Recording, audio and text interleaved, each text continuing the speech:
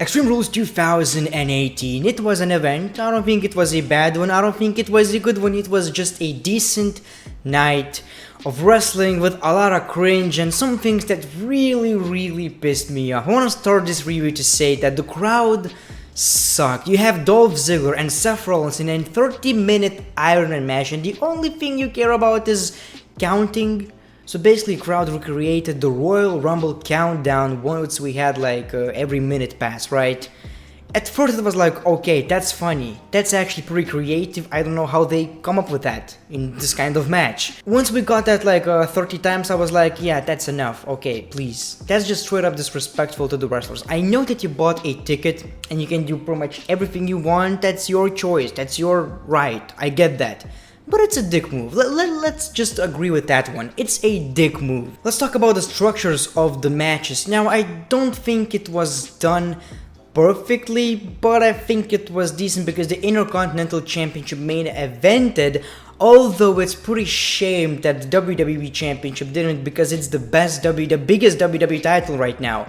Universal Championship, if that would be on the show, we all know that would main event. Why WWE title can't? It's pretty much a spoiler. If that title doesn't main event, we know that it's not gonna change hands. You know, imagine if Rusev was supposed to win. Do you really think it wouldn't be the last match on the show? So it was just a spoiler. Other than that, I think it was kinda alright, but I wanna start with the pre-show. Andrade Cien Almas vs Sin Cara. That belongs on the pre-show. It was just a decent match. I gotta say, Sin Cara is actually pretty underrated. Guy moves like crazy. I don't see a push in his WWE future, but I would give him a bigger role, definitely. So obviously Andrade Cien Almas wins the match, and the next one that we got was the New Day vs Sanity. I didn't know this is actually gonna be in the pre-show, but it was a tables match, and I gotta be honest, it kinda surprised me. It was better than expected. I kinda wish it was on the main show because it was pretty entertaining. We got this cool spot by Kofi Kingston just jumping on these guys in a very weird position. I don't even know how to explain that. And of course, Sanity won by another cool spot where one of the New Day's guys went through a table, so that was pretty decent. I don't remember much of it, but these two cool spots deserve to be on the main show. Okay, let's talk about the main show. Now, I only watched the pay-per-view today in the morning because I was really tired, so I watched it with my girlfriend. It's way more fun to watch it with someone, you know. She asks me dumb questions about wrestling, I can answer them. It's pretty entertaining. So the next match was Curtis Axel and Bo Dallas, the B-Team versus the Wyatt and Matt Hardy, the tag team champions for the tag team championships of Monday Night Raw. And I was like, this is a comedy act, but I made a bold prediction saying that Curtis Axel and Bo Dallas are gonna win. I didn't really believe in that, but I was like, you know what, let's F it. You know, maybe they will win. And they actually won the tag team championships, and I think it was one of the highest points of the show because they won the match fair and square. They were a legit tag team. They weren't playing around, cheating, you know, acting like comedy characters. They won the match fair and square in a legit tag team match. I think that's the best way to book these guys, and maybe eventually they will be taken way more seriously. Of course, they celebrated the match later with Roman Reigns. He was like, let's celebrate. Roman Reigns didn't want to do that, and the crowd booed the shit out of Roman Reigns. At this point, Roman Reigns can wipe his butt and people boo. One thing that I noticed that these matches were very short. For example, this match ended in 8 minutes, and another match that we got was actually Finn Balor versus Baron Corbin, and it ended in 8 minutes and 20 seconds. Another short match, and Finn Balor wins by a roll-up. Now, I don't really understand. How does that make any sense? Not exactly that it doesn't make any sense, but how does that help anyone? Of course, Baron Corbin lost. That would make Finn Balor look very strong because he defeated a big guy, you know, a guy with a costume, bald guy with a costume, whatever. But no, it was by a roll-up and he ran away, so it doesn't help Baron Corbin and it doesn't help Finn Balor as well. So I don't know what was the point. It wasn't really entertaining and the rivalry sucked, so one of the lowest points of the show in my opinion. Then we got Carmela versus Asuka. Now this is that's not my point, by the way. I read it on Twitter somewhere that women's matches, women's division needs just a little bit of decent, good matches on the pay-per-views. You remember all the Charlotte versus Sasha Banks, right? A decent, good, legit match. Now all we get is this Divas BS. So this match was like a shark cage, right? James Ellsworth is locked, then he unlocked himself. It was pretty much just a funny moment fest. It was seriously just cringe. Honestly, it was just cringe. And Asuka is booked like the biggest dumbass. You know, Carmela pushed her into the cage. It's something like you see in Tom and Jerry cartoons. 1, 2, 3, Carmela wins the championship, retains it. And I don't know how can you even book women's division this bad? The other one is not better as well, just a little bit maybe, but if I will ever see another Alexa Bliss versus Nia Jax match, I will stop being a wrestling fan. I cannot get through this.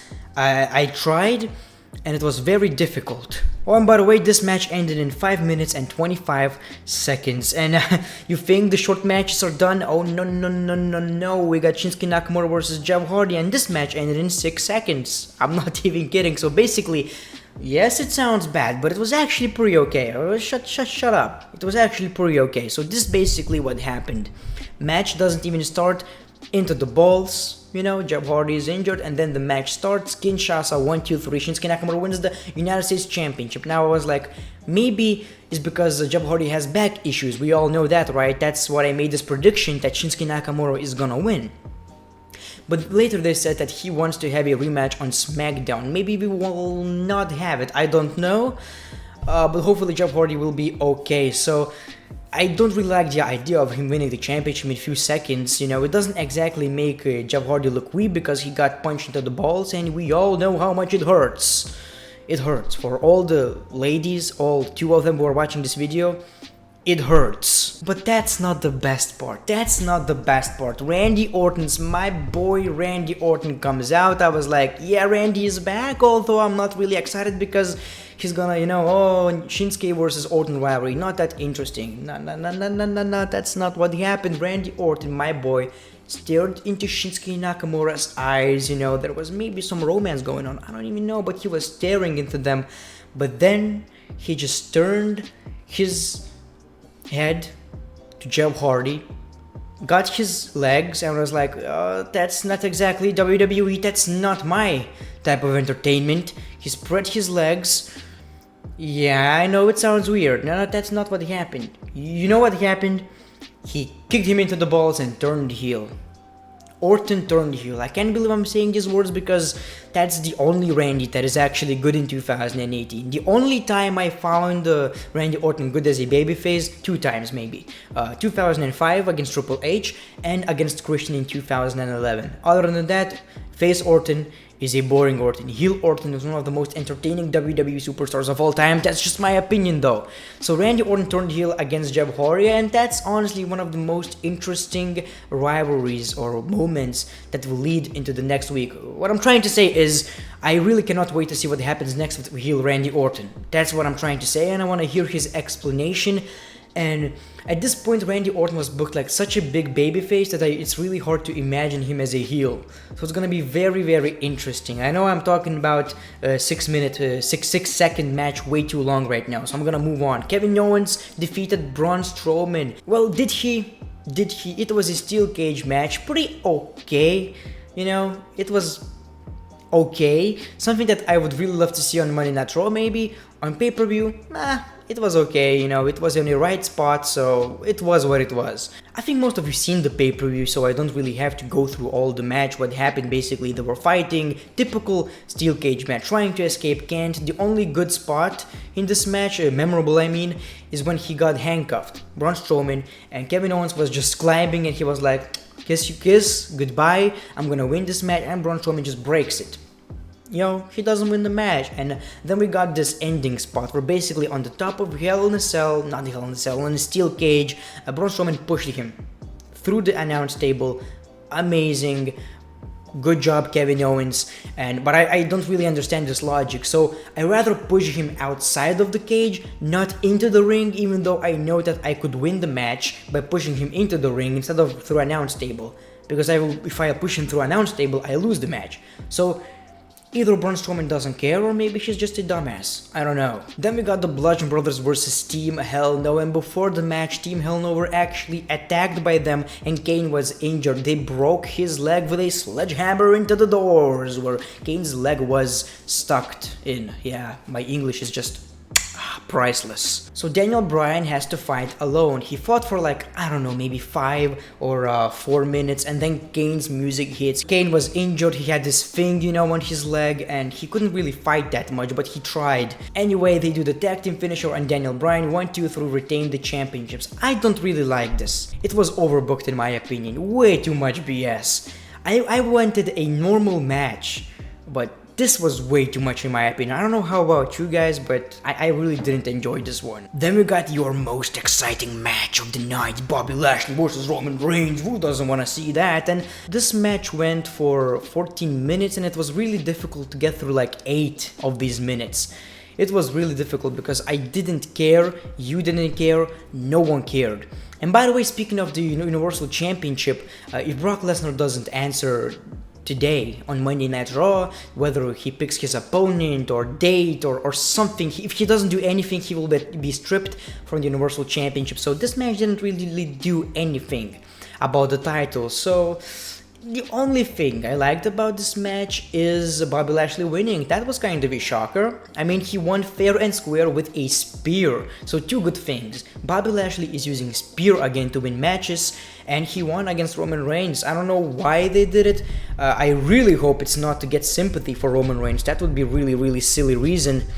But I kind of feel like that was the case. You know, knowing WWE, knowing their history, I do believe that it was done just to get some sympathy for Roman Reigns. You know, I couldn't get it done. I couldn't get it done. My big bitch power doesn't work anymore. Then we got Alexa Bliss versus Nia Jax with manager. Alexa Bliss versus Nia Jax for 100th time. A rivalry that I never cared about. A rivalry booked on body shaming.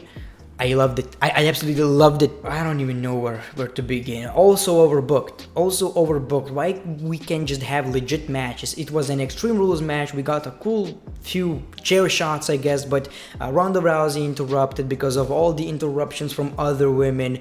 And of course, we got Mickie James into the back of Nia Jax. Alexa Bliss puts the chair, DDT into the chair, 1, 2, 3. I don't even want to talk about that. I don't really know what's gonna happen next with this rivalry. I hope it ends.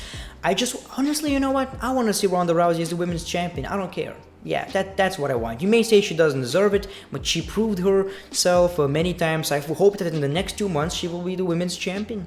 I don't know. No one is gonna make this division more legit than Ronda right now. Then we got AJ Styles versus Rusev. Now, as much as I like AJ Styles, one of my all-time favorites, I really wanted Rusev to win. I was like, man, please. If you did it with Jinder, why can't you just do it with Rusev, someone that people actually want to hold the WWE Championship? He didn't. He looked very strong during the match. It was actually a decent one, entertaining one, just like I've said.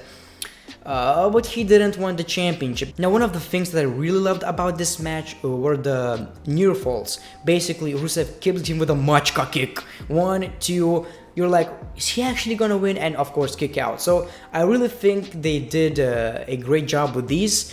And of course, AJ Styles wins with a phenomenal forearm. So AJ Styles retains the championship. And you know what? I kinda hope he will break CM Punk's record. And of course, the main event, Dolph Ziggler versus Seth Rollins. A lot of people didn't like this match. I think it was pretty entertaining. I loved the roll-ups. I loved every single thing about it. Well, I wouldn't say every, because the ending was kind of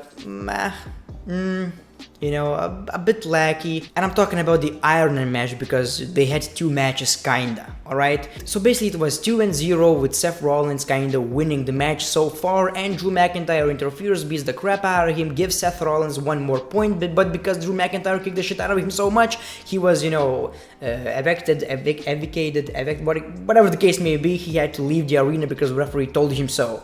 Shut up, my English is amazing.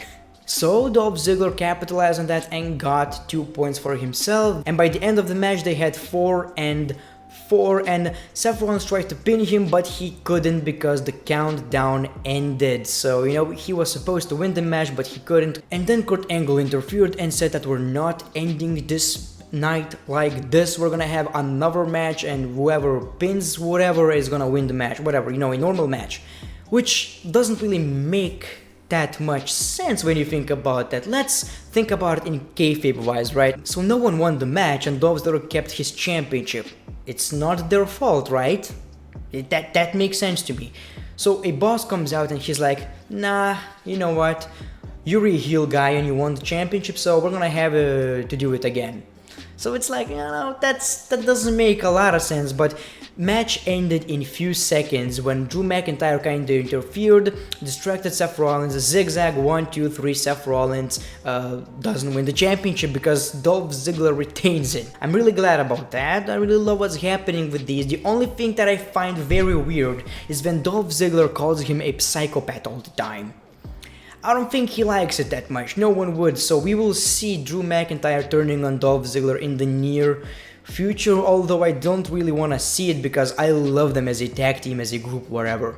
So it was a decent pay-per-view. If I would have to rate it, I would give it like 6 out of 10. I enjoyed myself because I missed some wrestling, but in general, nothing that memorable. And a lot of, for example, women's matches, both sucked. Both just completely sucked. But let me know in the comments below, what do you think about this pay-per-view? What kind of rating would you give to this show? Let me know your favorite and worst moments of the show. Follow me on Twitter, Instagram, all the links are in the description below. The Great Bomb, peace, love and hugs. It's been a pleasure.